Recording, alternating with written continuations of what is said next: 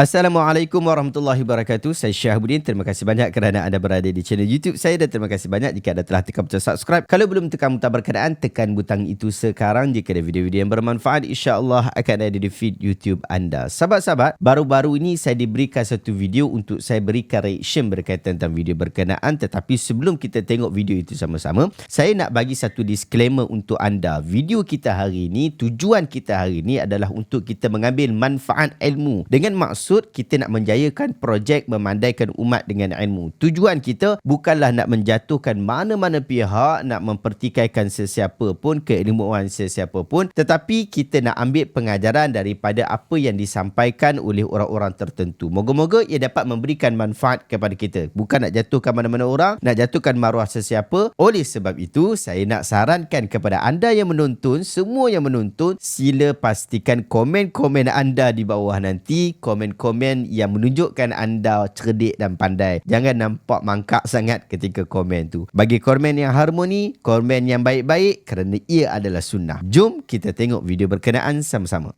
Di Tarim tu ada satu masjid yang bercerita, Masjid Imam Abdul Rahman Saggaf.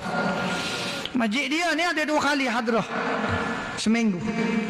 Tiup sunnah dalam masjid. Tiup sunnah. Allahumma salli ala Muhammad, ataupun dipanggil suling, pak kita panggil sunnah. Tiup sunnah dalam masjid.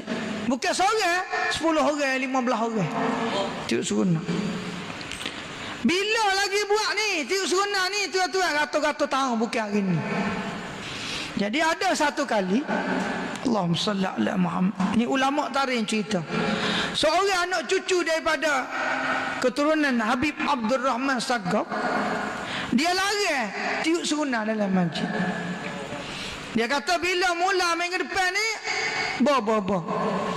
tak boleh dah tiup sunnah, tak molek. Dia kata dia tak royak haram, dia tak molek. Malam dia lari tu dia tidur, jumpa Nabi sallallahu alaihi wasallam.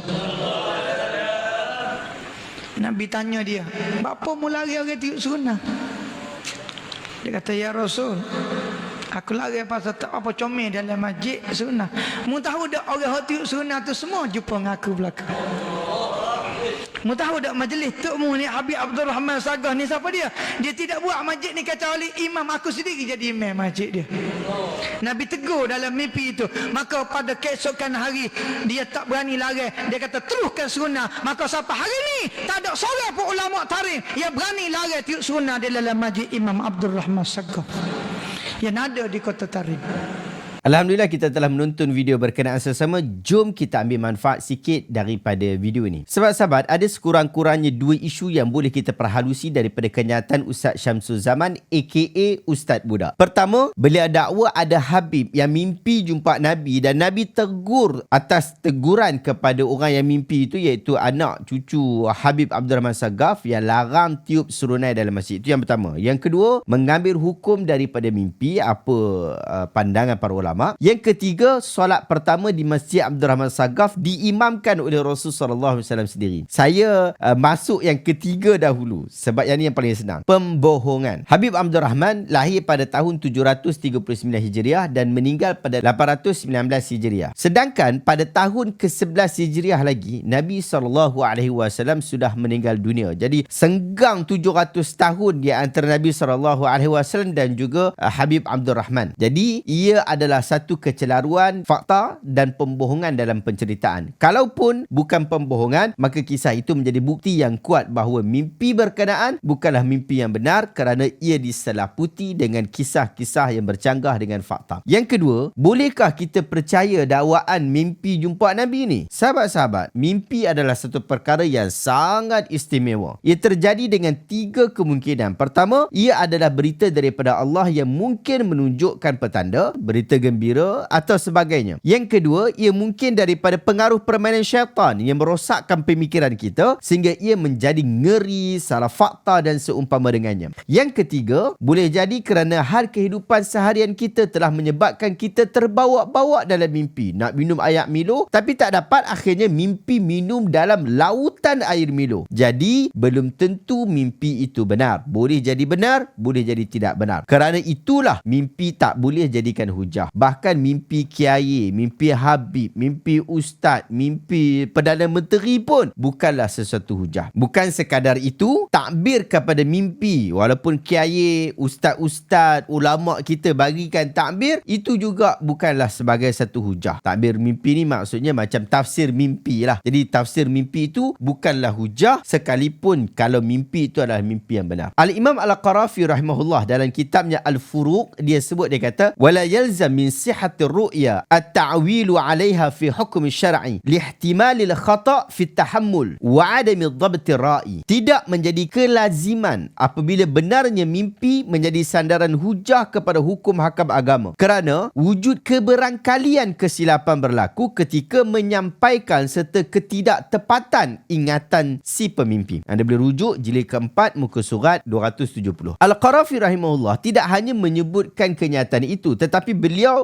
berikan contoh yang cukup jelas untuk kita nak bagi faham lagi. Beliau mencontohkan jika Rasulullah SAW hadir dalam mimpi, kemudian sebut bahawa isteri orang itu telah jatuh talak dengan talak 3, maka mimpi itu tidak boleh dijadikan hujah, walaupun mimpi bertemu Nabi itu boleh jadi mimpi yang benar. Kerana di dalam disiplin ilmu yang disepakati para ulama, kata-kata Nabi ketika hidup adalah diutamakan dibanding dengan kata-katanya di dalam mimpi. Apatah lagi orang yang bermimpi itu boleh jadi dia ingat-ingat lupa atau lupa-lupa ingat, sehingga terdedah kepada kesilapan-kesilapan di dalam memberitahu ataupun di dalam meriwayatkan. Oleh itu kita nak kata bahawa mimpi habib-habib ini ataupun ustaz-ustaz ataupun sebagainya bukanlah hujah. Bahkan mimpi-mimpi itu boleh jadi ia adalah satu bohong dan permainan syaitan. Mimpi orang kafir pun boleh jadi benar. Tidakkah kita ingat tentang kisah Nabi Yusuf? Raja yang mimpi itu adakah dia Islam? Tidak, dia bukan Islam. Tetapi mimpi dia itu adalah mimpi yang benar. Kerana mimpi yang benar boleh datang kepada sesiapa sahaja tanpa kecuali. Itu isu yang kedua. Dan menarik juga isu yang ketiga. Isu yang ketiga adalah berkaitan tentang isu hukum membain serunai ataupun seruling.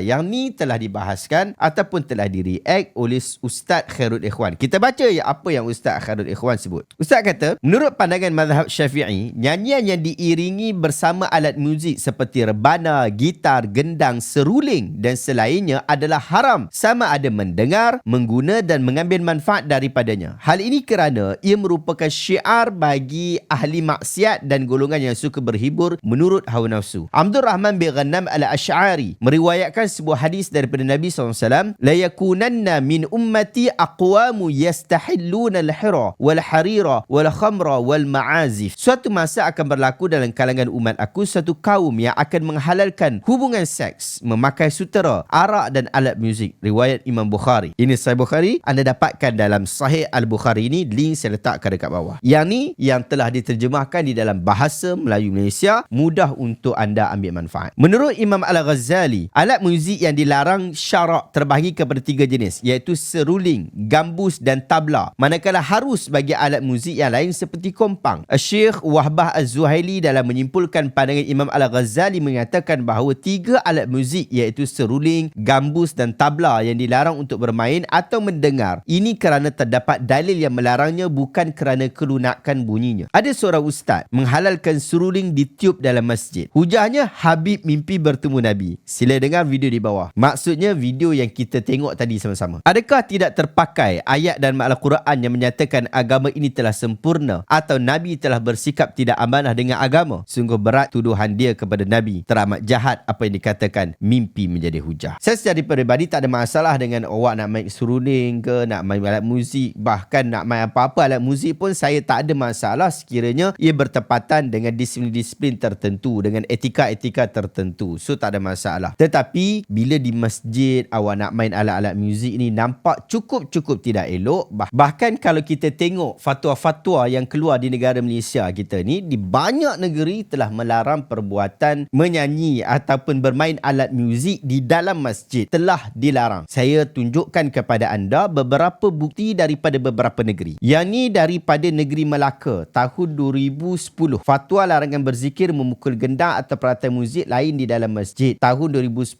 diwartakan. Maksudnya boleh diambil tindakan. A. Dilarang memukul alat gendang atau memainkan apa-apa jenis alat muzik di dalam masjid atau surau kerana perbuatan tersebut adalah bercanggah dengan syariat dan akhlak Islam. Bagaimanapun penggunaan penggunaan alat gendang atau apa-apa jua alat muzik lain bagi menjalankan aktiviti yang dibenarkan oleh syarak boleh dilaksanakan di luar bangunan masjid, surau atau madrasah, dan pelaksanaannya hendaklah berlandaskan syariat dan akhlak Islam. Seterusnya, keputusan fatwa Jawatan Kuasa Fatwa Negeri Selangor tahun 2014. Hukum perbuatan zikir sambil memukul gendang dan peralatan muzik lain di dalam masjid atau surau. Mesyuarat Jawatan Kuasa Fatwa Negeri Selangor kali keempat 2014 yang bersidang pada 16 Disember 2014 bersamaan 23 Safar 1436 Hijriah memutuskan bahawa berzikir menggunakan alat yang diharuskan adalah harus. Berzikir di dalam masjid dan surau dengan iringan muzik adalah dilarang. 16 Disember 2014. Demikian juga sirah fatwa daripada Pulau Pinang. Mesyuarat Jawatan Kuasa Fatwa Negeri Pulau Pinang 2014 juga menyebutkan membincangkan mengenai perbuatan zikir sambil memukul gendang atau peralatan muzik selain di dalam masjid atau surau. Mesyuarat telah memutuskan seperti berikut. Kita tengok terus pada perkara yang keempat. Berzikir sambil menggunakan alat muzik di dalam masjid atau surau, termasuk ceramah dan lain-lain yang diiringi dengan klip video yang ada bunyian dan muzik adalah tidak diharuskan kerana ia satu perbuatan bid'ah yang mengganggu orang lain untuk beribadah dan bermunajat kepada Allah SWT. Bahkan perkara yang sama di negeri Sembilan, di Fatwa Negeri Sembilan. Kita tengok tahun 2014 juga, dan ini tidak diwartakan. Disebut mesyuarat Jawatan Kuasa Fatwa Negeri Sembilan telah bersidang seterusnya, dan keputusannya adalah dilarang memukul alat gendang atau memainkan apa-apa jenis alatan muzik di dalam masjid demi menjaga kehormatan masjid dan akhlak Islam. Yang kedua, walau bagaimanapun penggunaan alat gendang atau apa jua jenis alat muzik yang diharuskan syarak boleh dilaksanakan di luar bangunan masjid dan pelaksanaannya hendaklah berlandaskan syariat dan akhlak Islam. Jadi sahabat-sahabat, dekat Malaysia ni para ulama kita telah bersidang dan mereka telah bersepakat bahawa dekat dalam masjid tak boleh untuk kita buka apa-apa nyanyian, menyanyi dekat sana, duduk main bergendang, bermuzik dan sebagainya di dalam masjid. Nak buat tak ada masalah, hang buat dekat luar masjid, jangan buat dalam masjid. Jangan pula nanti kata, oh ini fatwa daripada Tarif, duk main serunai pula di dalam masjid. Wallahu ta'ala a'lam bissawab. Moga-moga Allah Ta'ala berikan kebaikan di atas ilmu yang kita dapat pada hari ini. Saya cadangkan sungguh-sungguh kepada anda untuk dapatkan buku Sahih Al-Bukhari RM655 sahaja. Saya letakkan nombor WhatsApp saya dekat bawah untuk saya uruskan pembelian buku ni. Kita ada lebih kurang dalam 100 set saja lagi. Cepat anda dapat. Kalau kita dah habis buku ni, susah untuk kita nak cetak semula. Jadi segera untuk dapatkan WhatsApp saya, link saya letak dekat bawah. Terima kasih banyak sahabat-sahabat. Jumpa lagi dalam video reaction seterusnya. Assalamualaikum warahmatullahi wabarakatuh.